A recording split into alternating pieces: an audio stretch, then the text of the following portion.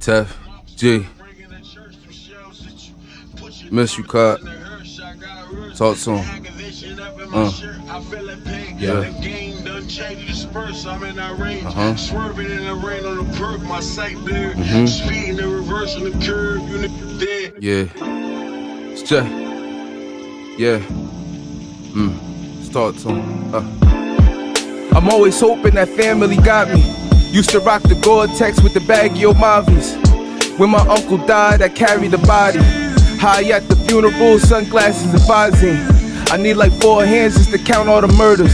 In Eastwick, my big cousin ran routes with the burners. I was in the art, cuz told me stick to the music.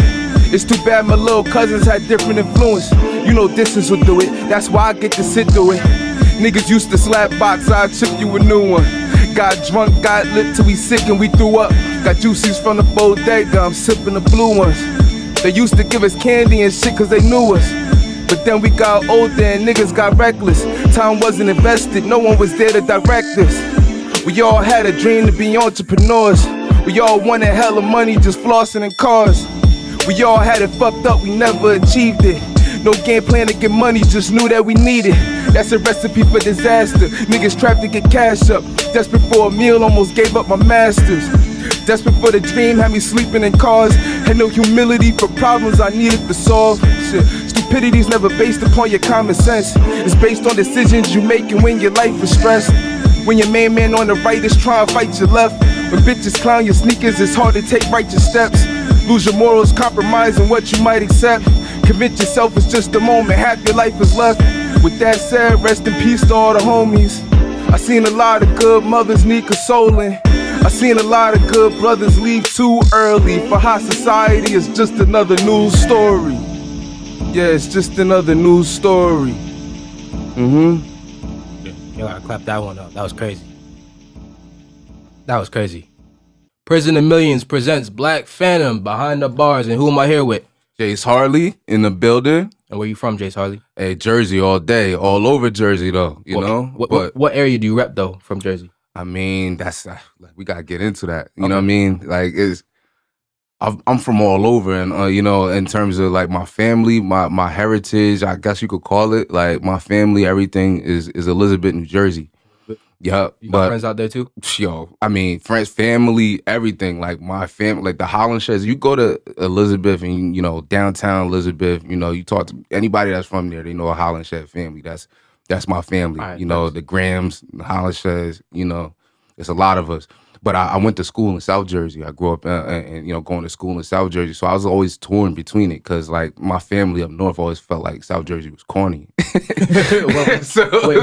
you feel like South Jersey corny? Yo, it's just like I mean, it's just the vibe. It's the I would say it's it's just it's different cultures. You know, like I mean, like North Jersey obviously gets its influence from New York, and South Jersey gets its influence from Philly. So I think it was just a swag thing where it's just like, you know, and even when I was going to high school and I went to school in Burlington. And so shout out to, you know, Burlington, BC Zoo, you know, Borough, all of that, you know what I mean? But they different. Like it's a different types of people. So, you know, when I went to school, I didn't actually have a lot of friends in school because I looked at them like, you know, Corny.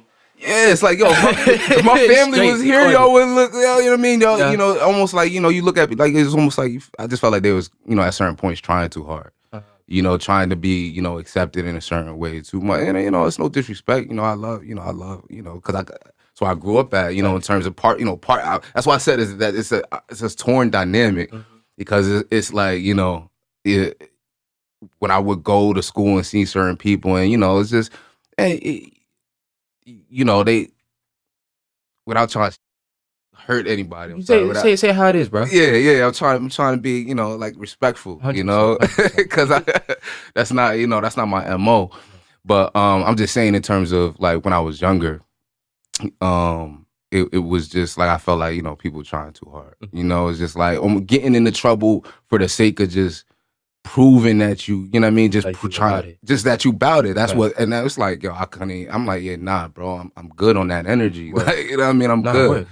You know, I know a couple homies that just, you know, just out here wilding. You know, just wilding. Like, yo, why are you doing that? You don't have to do that. Yo, you don't have to do that. Yo. Yeah.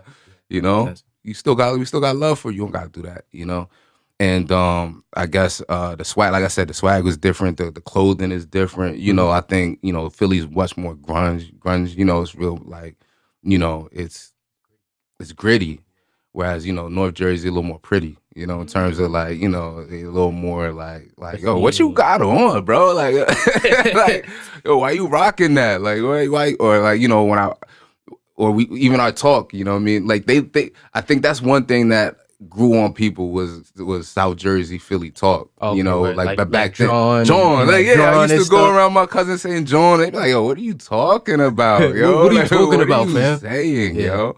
Yeah. And so yeah, but so I always had that best of both worlds, but I felt like I never belonged in either world, and it made me not really care to even belong in either world because I appreciated the perspective. Whereas it's like, wow, felt like I had a unique place. Whereas Definitely. like I didn't feel the need to associate with anyone Mhm. because it's like it In gave your own me lane. I'm in my own lane because it's like I see both sides. I see all sides. You know what I mean? Yeah, And so yeah. yeah, that was like the first time, like I guess, growing up, giving me like a different perspective on things, and then I wound up traveling, and once I got older and going to different places, and then Where'd I really opened my mind up. Where'd you go? Let the people know. Oh, in case Yeah. you didn't know, let me just put this out there. We got 650,000 people incarcerated right now watching this. So Mm, tell them where you went, but before you get to that, do you have a yeah. message for anybody inside? I mean, message, yeah, it's just because my cousin that was on that song, like my cousin Tev G, he passed away.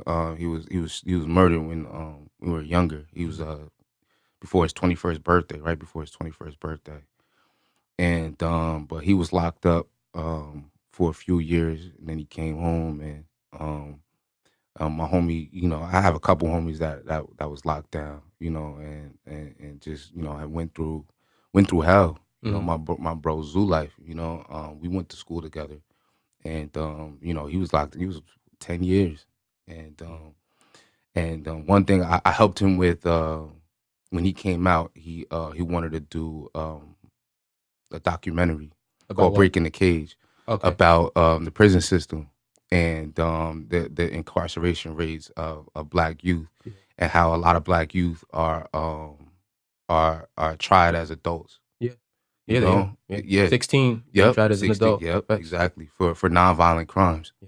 Yeah. And so I think it's one thing that I would say is that I think as Black men we always are ducking because the incarceration rate is higher than the Black small business rate. Yeah.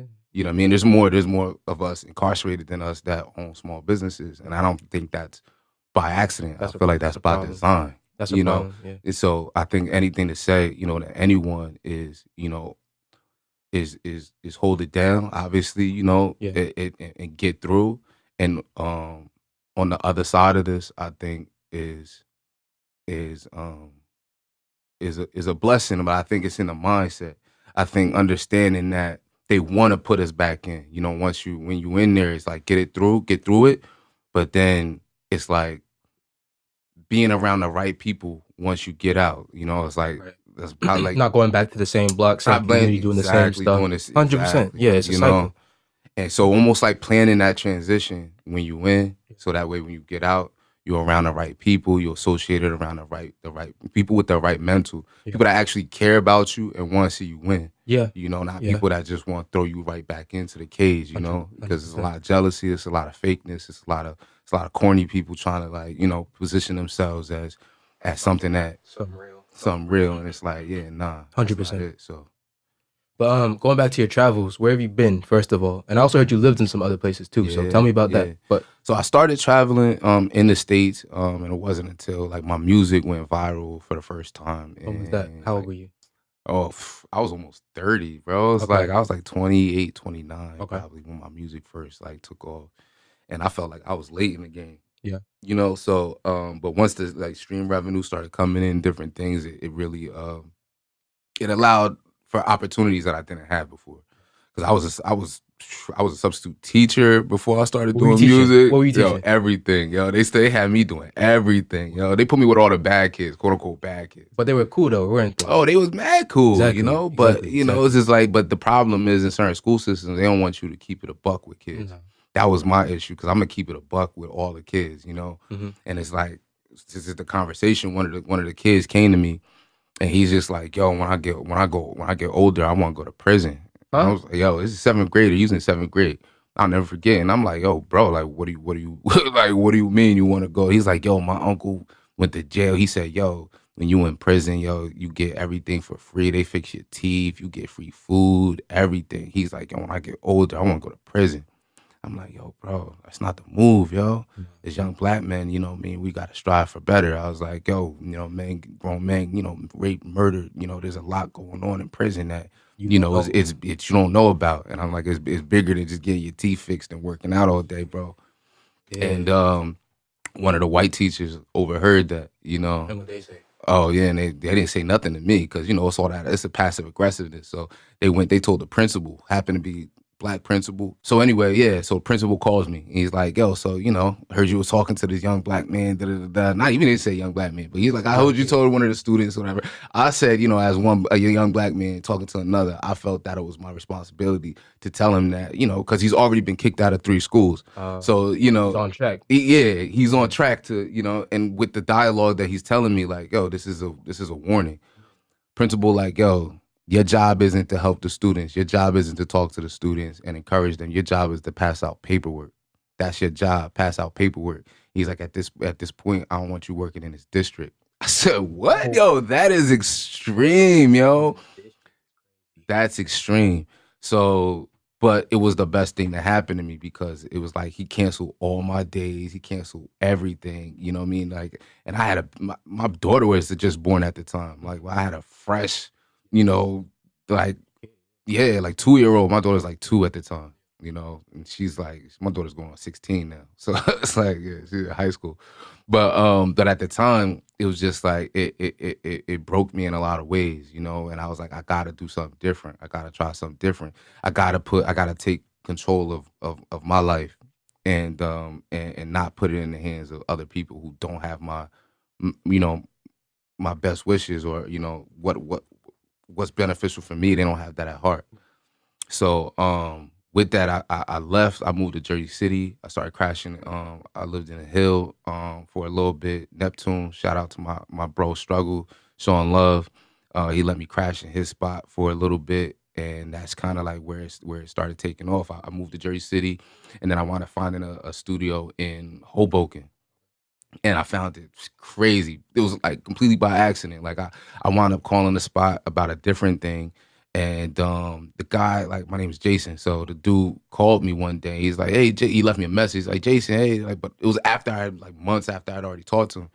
And then he left me a message on my voicemail. It was just like, "Yo, man, that studio, whatever, the side that you wanted to check out, it's available, whatever, hit me back." So I'm like, "What? It's a studio?" I was like, "I haven't talked to this dude in a minute." So I called him back, just, you know, like, "Yo, what's up? You said it was a studio?" He's like, "Yeah, Jason." And he's like, "Oh, wait, you're the wrong Jason." He's like, "Yo, I called the wrong Jason, yo. My bad, yo." I was like, "No, no, no, no, no, but still, you got a spot?" Yeah. He's like, "Yeah, yo, if you want to come through, check it out, check it out." I came through, and the rest was history. I wound up getting that studio. I lived in there. I slept in there. I would shower at the gym, or shower, just wash up in the bathroom best as I could, and I just would grind out, working. I learned how to, like, EQ. I would take studio sessions, and I would just chip away. I just chipped away at my album, little bit by little bit, for about 3-year period. Just grinding. It's just like, yeah, bro. It's like living just Yeah. no dedication. yeah. And that was the thing that changed my life. So in 2016, my first album that I wound up putting out, it went viral on Pandora. I was like one of the first artists to, like, release music independently on Pandora. This is before DistroKid and all these other things happened. So music wound up, like, taking off online. You know, stream revenue started coming in. So then I was like, all right, I'm gonna take this as the opportunity to, like, go different places. I've always wanted to travel. So, like I said, I started in the States. I went to Cali. I went to what do you call it? New Orleans, all these, you know, just different spots, just, you know, and visiting and meeting people, and then connecting. And then that led to me getting partnering with an organization called Remote Year. And I went to Europe for 6 months, and I lived in. I did a month in each city. I lived in Croatia, That's lit. and then Prague, Okay. and Czech Republic. Then I did Valencia, Spain. Okay. We traveled the Running of the Bulls, went to Pamplona, Yeah. and then I stayed in Bulgaria for Okay. a month, Sofia, Bulgaria, and traveled to Paris a few times, Yeah. Rome, and we just traveled around like Did you that go to whole. London? Did you go to London? Nah, I didn't go to London. Just I mean, I had my layover was in London, but I didn't actually You didn't like step out. Yeah, nah, because it was at the time I just wasn't interested in London. Just to be honest, okay. like, Yeah, that's fair enough. That's fair enough. I just wasn't interested. I'm not gonna take it personally. I'm not gonna take it. I'm not gonna take it personally. But Yeah. No, for those of you who don't know, I used to live in London for like 9 years up until about 7 months ago. So where'd you live at in London? I lived in West London. Shout out West London. Nobody from London is really watching this, but if you been to London, if you have any knowledge, shout out to you. Respect it. Yeah, But yeah. no, that's a different monster going to London. Yeah. That's like my home for real. Yeah, I'm gonna be honest. One of the real reasons is because the conversion. Oh yeah, the conversion's crazy. Conversion is crazy. I was like, yo, I'm not really extortion. trying to like blow all my bread out in London like that, yo. It yo, gets expensive. It gets fast. dumb expensive. I didn't even want to Fast. stay in Paris when I was out there because it was so expensive. Yeah, I'm yeah. just like, yo, this is ridiculous. Yeah. Ridiculous. I'm just eating regular food and it's just like, yo, $20, $30. Yeah. A meal, Yeah. Yeah, it's like that, literally. Like I gotta do this 3 times a day, bro. Like, for real. nah. So that's why I like, they call it Eastern Bloc. I like the Eastern Bloc. It was a lot. The conversion rate when I was in Croatia. Oh yeah, I felt blessed, bro. blessed. Yo, I walked down the street one time and a guy was at this like little food stand, Mhm. and the guy, because they don't, there's no black guys walking around Croatia. Yeah, you so I was stuck out like, a I little stuck out bit. like, oh, that was Yeah. a tourist something, yo. Facts. So, they will always want to, walk up to me and talk to me Yeah. and stuff. So one night I'm leaving, like I met some people out there. I was leaving the club and there was just one little stand. We got drunk and I was just like, I need some food, yo. Stopped at the stand. It was the only thing open. And a guy walks up to me and he says, "Hi, hey, you, they always want to practice their English." Yeah, so yeah, of course, of course. Of course, you see the opportunity, you gotta take it. Yeah. So he said, "Hey, where are you from? Where are you from?" I'm like, "Oh, what's up, man? I'm from Jersey. I'm waiting for my sandwich and stuff." And he's like, "Oh, wow." He's like, "Where do you live? Where do you stay at here?" I'm trying not to give him all my. Yeah, information, you gotta stay safe. So I'm like, "Oh, I'm in Jinan, over there. Like I had a spot. It was along the beach. It's a beautiful area." He's like, "Oh, you live in Jinan? You stay in Jinan?" He said, "You are a rich man." I said, "Nah, bro." Like he was like, "No. You stay in Jinan? You are a rich man." I was like, but that's that exchange. Yes, that no, exchange. seriously. Because when I'm back home, nah, bro, I'm not a rich man, yo. That's the conversions. first person that ever came up to me and called me a rich man in my life. But It's the strength of the dollar. it's true. Yep. So, what was your favorite place you went to while you were in Europe? 'Cause Prague. Prague. Yeah. I know somebody. One of my friends was just out there, and she said Yeah. she loved it. God, like if I could live anywhere, it's You live in Prague for real? The only place that really got me like that was Word? Prague. Yeah, I Okay. promise you. Wait, yeah. is it like techno in those clubs? Like, is it like hard techno music? Yeah, it is. Though. Yeah. Yeah, It's like that. Yeah.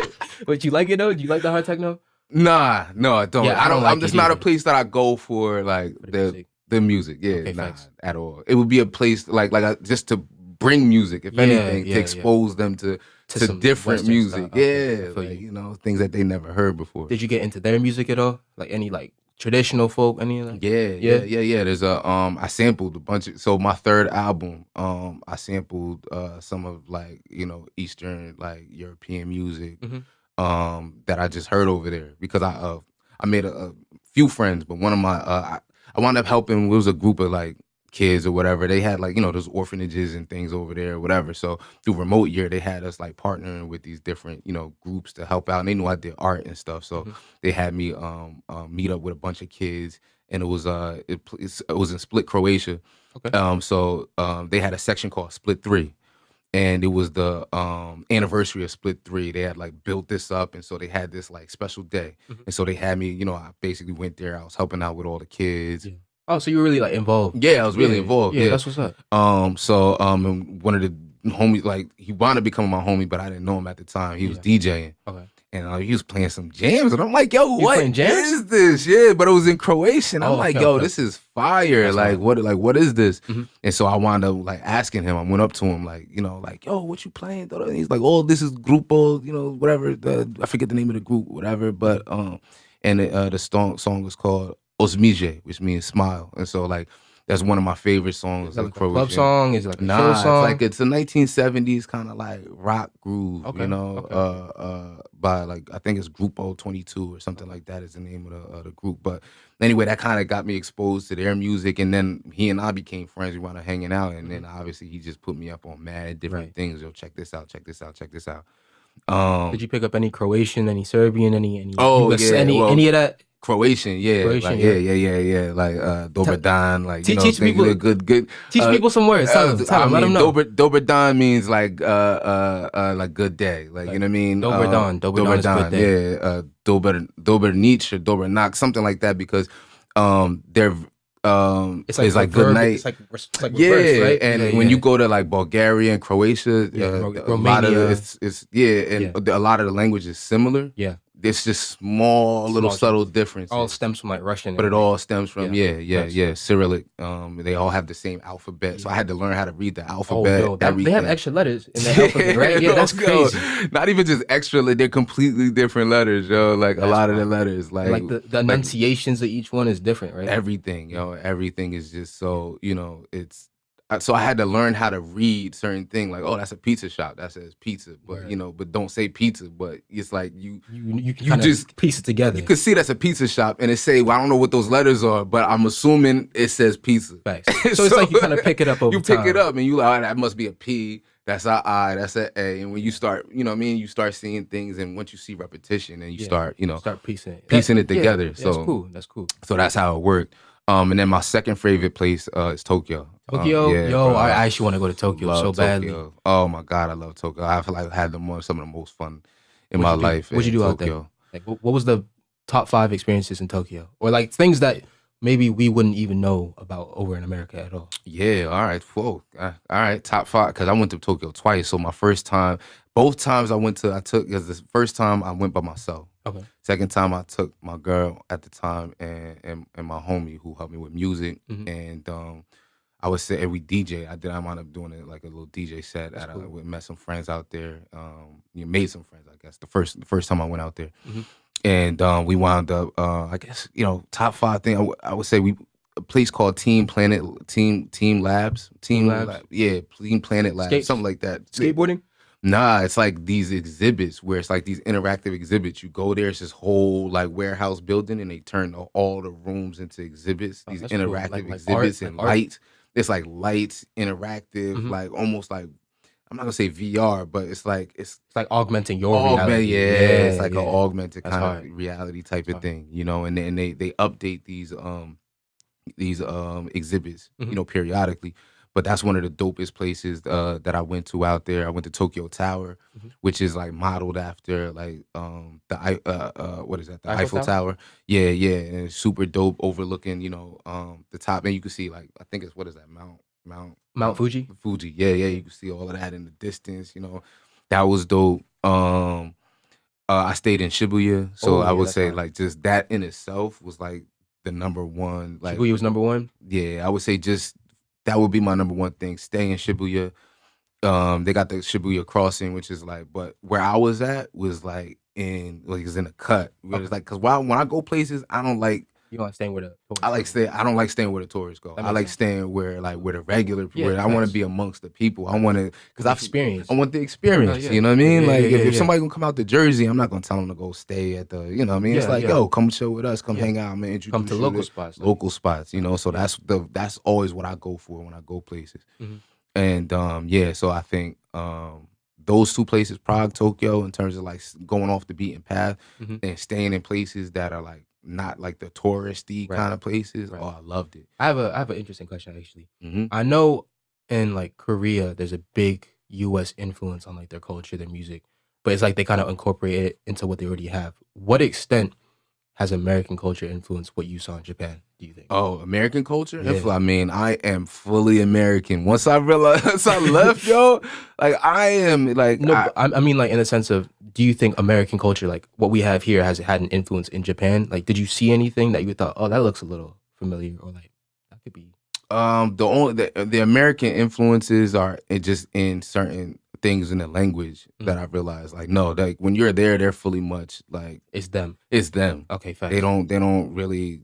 And I think in most of these places, there's really the only American influences, Like movies. maybe, yeah, I would say like movies and entertainment, little things like that. Yeah. Outside of that, it's just, they just speak English. Facts. That's it. Facts. You know what I mean? But they don't really care about us. They don't really like us like that.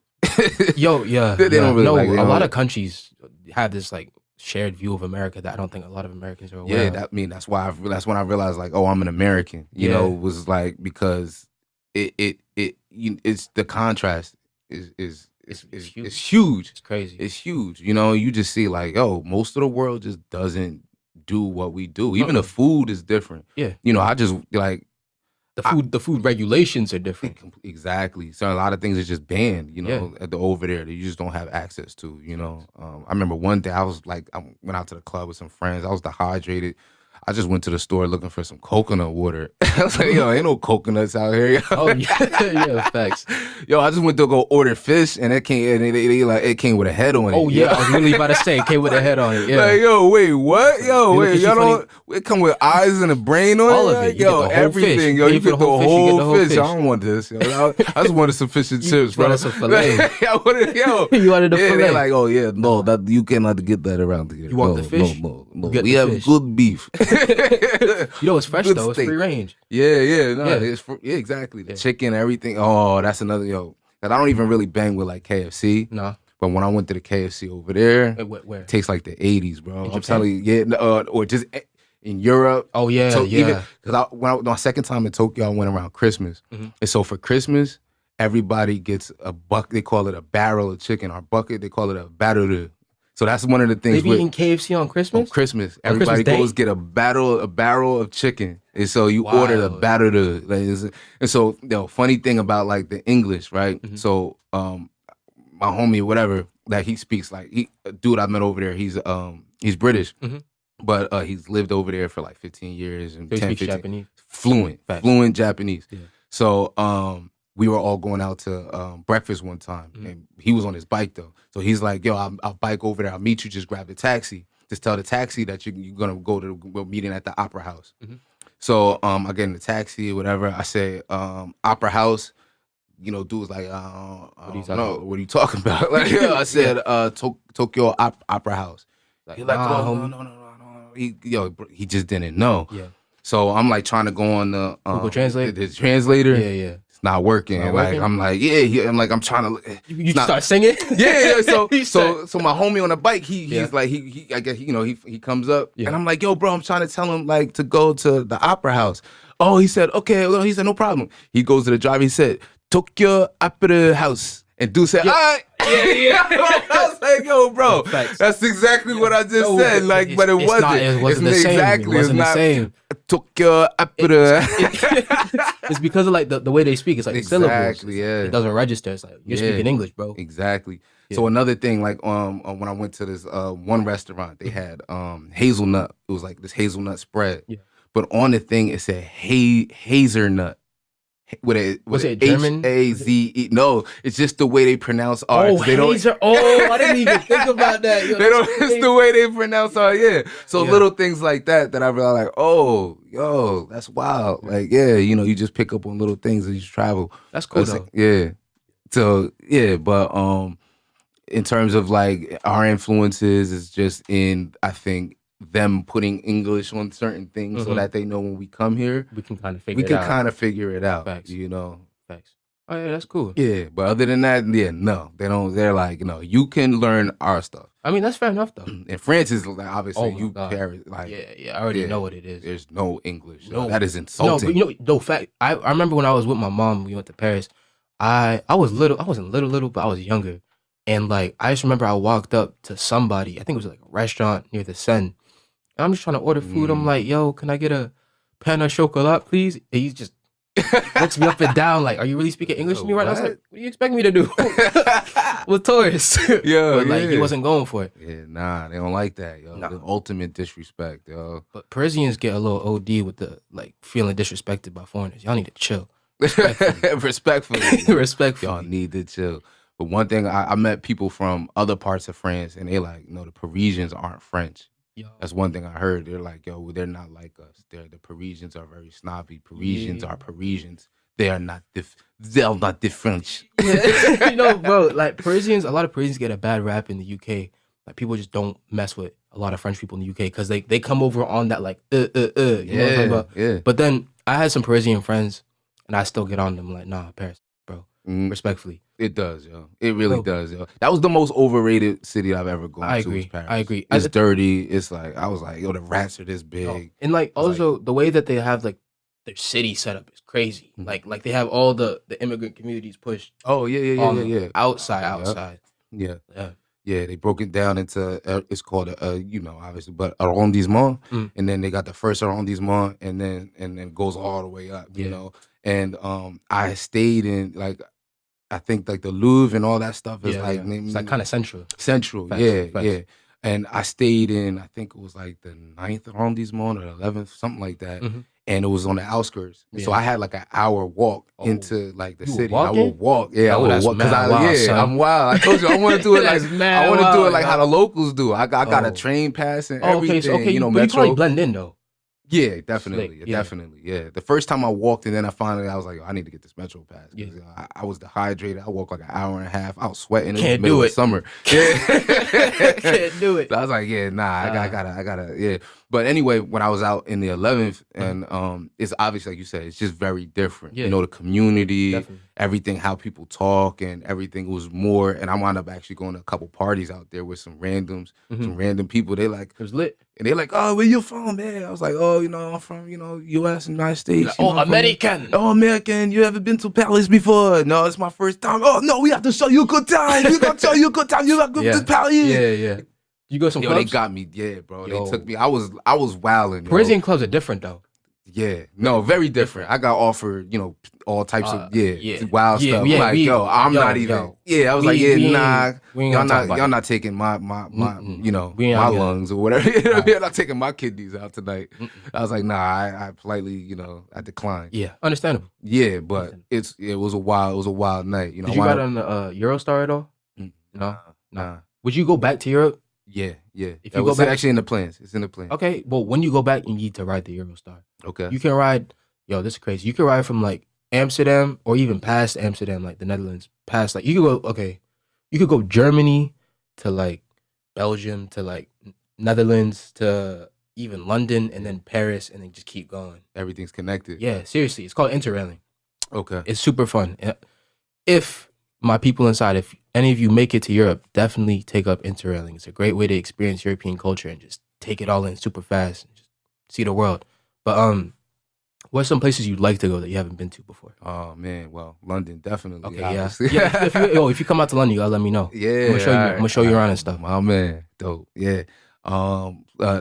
Places that I haven't gone that I'm just. I mean, there's so many. I mean, the whole world. Obviously, Africa. Yeah. Like that's next for me. Is just Africa. I lived there when I was younger.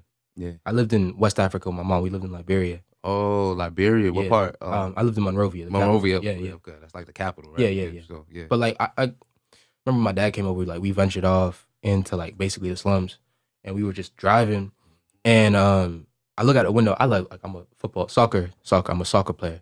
I like it. And I was looking out the window. There were some kids playing. My dad was like, "Go play with them." I'm like, all right. So I hop out of the car, play him, and he's like, "What do you notice about them?" I look down. I'm like, "They don't have shoes." He's like, "So why are you cheating then?" So I took my shoes off.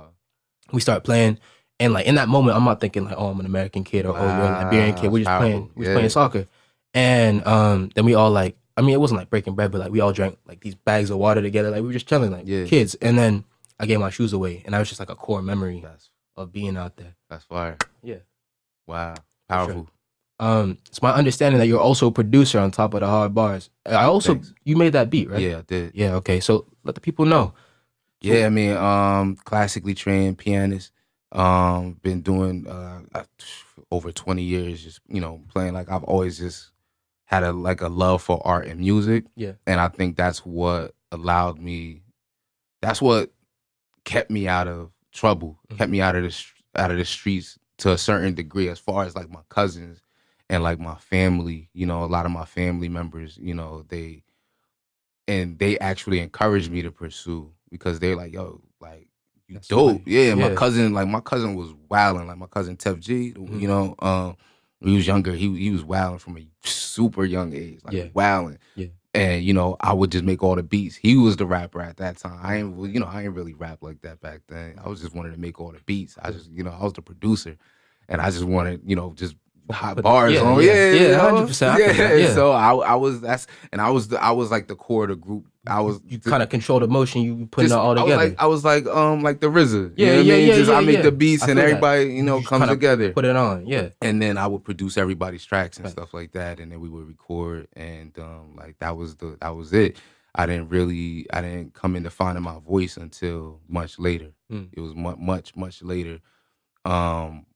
After all the, I think at that young age I didn't have. There's things to talk about, Yeah. but you're young, so your perspectives are different. Now Yeah. I'm older. I've seen a lot of things. Like one of my best friends. I wound up going to school after I graduated in Burlington. I wound up going to school with William Patterson. Yeah. And I wound up like a lot of my friends. I was out in Patterson for a long time. You know what I mean? It was about 5, 6 years, 7 years of my life that I was out there. And a lot of my best friends to this day are from Patterson. Mhm. And one of my best friends was actually shot and killed by the police out there before that. And I'd have a song called American Pharaoh. And that song was about him. It was inspired. But a lot of my music has been inspired by like my cousins. Like, I've lost a lot of family members when we was young, before we was even the age, before we were even legal to drink. Right. A lot of my cousins, family, that I came up with have been murdered. From when I was young to even when I got older. My cousin Manny, he passed early '90s. He was shot. This was during the just the crack epidemic. When crack was just big. Rampant. And just rampant, and all my cousins was selling crack in Elizabeth. You just selling, it was big time, like making bread, like out just there. Super, yeah. Yeah. Super So common. a lot of times, a lot of things that I seen in my cousins is just ones is like, you don't need to do like what we do, cause like you got certain talents, you got certain skill sets. So they saw the talent and they didn't want to mess with it. Exactly. I feel that. I think I think that's something about our culture. It's like, when We lift up the ones that can make it. yeah, we feel like, yo, like you different, yo. We, it's like we work with those, with ones we inspire us. I got a serious question though, because Mhm. obviously, like your people around you saw the talent and they were willing to, push you up. Yeah. Community kind of lifting you. What do you have to say to the guys inside who may not have had that same support system, but are looking, might get out sooner and are looking to kind of make a change? Yeah. Do you have any advice to them at all? I mean, all I can say is like I said earlier, is it's who you surround yourself with, right? Getting around the right people. Everybody don't want to see you win. I got a couple homies like, got locked up, whatever, but they got sold out by just homies people they thought was homies. But then they woke up robbed, or they got drugged or whatever, and just wild stuff that happened. Now you gotta get vengeance on everybody. You know what I mean? It's just like that. It's a cycle. It's like now I gotta get vengeance. I gotta get back out. You know what I mean? Whereas it's like, yo, if I wasn't around them, I wouldn't even having to be dealing with these problems. So that was one thing I learned was like, I'm cool in solitude. And maybe that's because I could always entertain myself. That's something I always. And I think that's a secret power I learned at a young age. My older brother was sick. My older brother died from AIDS when I was younger. It was like I have a big family. It was 12 brothers and sisters. That's grandmother. Fine. I'm the youngest grandchild. Okay. Out of everybody, so they always treated me like I was the baby. You were literally the baby. My oldest cousin is 60 something, almost 70 something. Yeah, you know what I mean? And I'm the youngest grandchild, but then there's obviously great and all that. But my brother, my mother and father actually adopted my brother because his mom died from AIDS. He was my, it was my all family members, cousins and whatever. So people would just take on different ones or whatever. So my mom, before I was born, my older brother, she wound up adopting my brother or whatever, but he was sick. And so I was always at Children's Hospital in Philly. And you know, my brother would have seizures and different things, and so my mom and father, you know, they were always dealing with my brother. So I had to just be off in a corner somewhere. You know what I mean? Right. Like, So you learn how to keep yourself I just keep occupied. myself occupied. I would draw, and before I even knew I could do music, I would just draw in the corner. I got a question. Like, how are we talking about, when, you feel slighted or someone may feel slighted by a certain situation in their community and they feel like they got to get some get back or some vengeance. Mhm. There's definitely some guys inside who have lived that, Yeah. right? But what do you have to say to the people who are in that situation already where they feel like they have to get some get back? What do you feel like is the way to break the cycle? Like, how do you feel from what you've seen from your people? Yeah, all of that? I could give you even just like my own scenario. Like I have a song, and you know, I was nice enough to, like, you know, let somebody I thought was the homie on the song. Mhm. And once the song started doing really well, you know, dudes was like, yo, record was only doing well. This is before all my other music started like really going viral and stuff like that. Yeah. He like, yo, the only reason that song is doing well because I'm on it. Yeah, so then he came to me with a lawyer, and then they started like kicking my back and talking about, yo, we want 75% of the record. That's wild. Crazy. How do you get I 75? made the beat.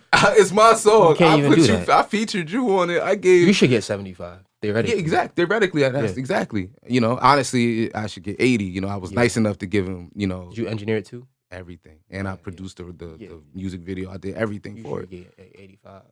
Realistically, yeah. 85 is 85, real. 15, 85 is 85. real. That's Realistically, real. yeah. And I wrote his part. So it's just like, you know Nine. what I mean? Like, yo, it's like, so what are we talking about? Yeah. So then, you know, I was dealing with this whole situation. And I remember at that time feeling like, yo, I want to hurt this. I want to hurt this Right, man. so- I want to hurt this man and his people. so So how how do did- you feel like that in that moment? But how did you break that? Like, obviously, So this is what I'm gonna say is, the best way I could put it is I left it to God. In my heart, I was just like, I want to hurt this man. I want to get as many people as I can. I had people coming to me like, yo, bro, we'll handle that. And I'm like, yo, nah, bro. I gotta leave it to God. You know what I mean? Whatever that means in that moment, I didn't know. right. But I'm just like, I don't know what's on the other side of this. And But you don't want to try to find out. I didn't want to. I felt like it wasn't my place to handle it that way, in the Facts. way that I think my animal instinct, my natural human Is instinct to be like, I want is to be like, I gotta handle this. right. Yo, like, you really coming for mine. You coming for my money. This is how I feed my family. This is how I'm doing. You know what I mean? Like, you really gunning for mine. Right. So it's like now it felt like a war. Okay. Because, like, you know, they're emailing me. The lawyers is emailing me. We gonna take everything. Da, da, da, da. I'm debating whether I just want to take the music down and give it away for free. Like, it's just putting me in a negative headspace where it's And just it's like, like I you just feel- want to hurt. I want to hurt this person really bad, because it's like I came to you with love, bro. I didn't even have to show you love at all, you know. But I came with my heart open, and this is how you want. You saw how you want to do me. That's real. So but that's why I said you gotta just leave it up to God. So in that moment, it wasn't even immediately.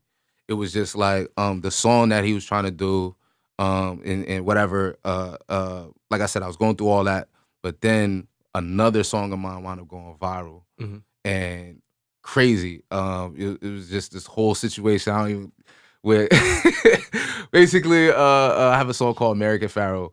And it went viral on Twitter. I started trending on Twitter because, like, people noticed that Donald Glover, Childish Gambino had put out a song, "This Is America." It sounds just like my song. What So, did you saying he fleeced it? Yo, completely. So, Oh. like, and it wound up going viral online. Did, you know, did he really? Yeah, That's bro, mad wild. This is all real. This is all factual. real. Factual. Yeah. So, because I was on TMZ and everything about this. What? Yeah, bro. It was Oh, wild. yo, that's crazy. So in terms of how I got mine back, it was like once my music started taking off even crazier.